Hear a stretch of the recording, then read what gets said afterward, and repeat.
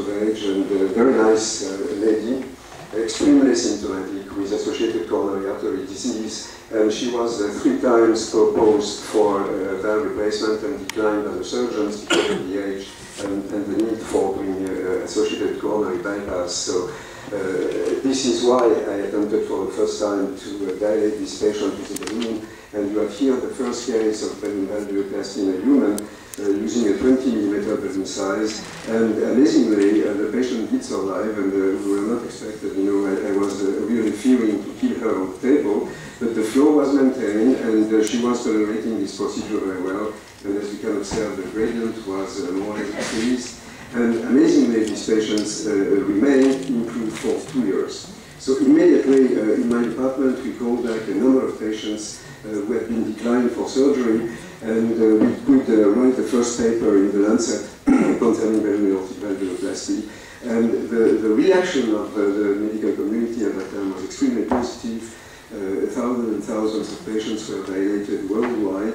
There was a lot of enthusiasm, and as for many new techniques, you know, the enthusiasm decreased when we realized that the main limitation was early valve stenosis, with grossly 80% at 1 year, so this was not really acceptable.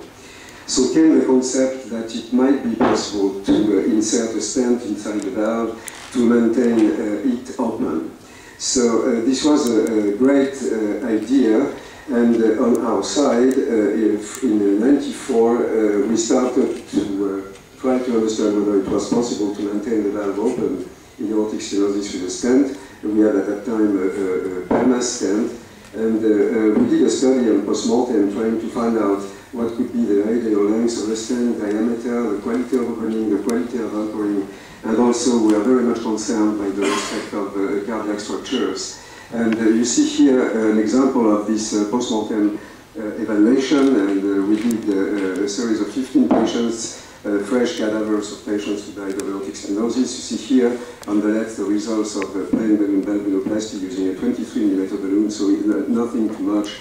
The aortic valve area is grossly 1 square centimeter, and there is a slight fracture of 1 leaflet here. Nothing to compare with implanting a PAMAS stent inside this, the same valve, and you see this very wide orifice. So from this observation and doing a longitudinal cut of the aorta after stent implantation, we could clearly observe what could be the main issues. First of all, the coronary ostia are not that far away, and you can see it here on the right. The mitral valve is very close to the aortic annulus, this is very well known, and as a whole, the optimal length of the stent should not exceed 14 to 16mm if we wanted to preserve the structures of the heart below and above the stent. So this was the first drawing of a stented valve, supposed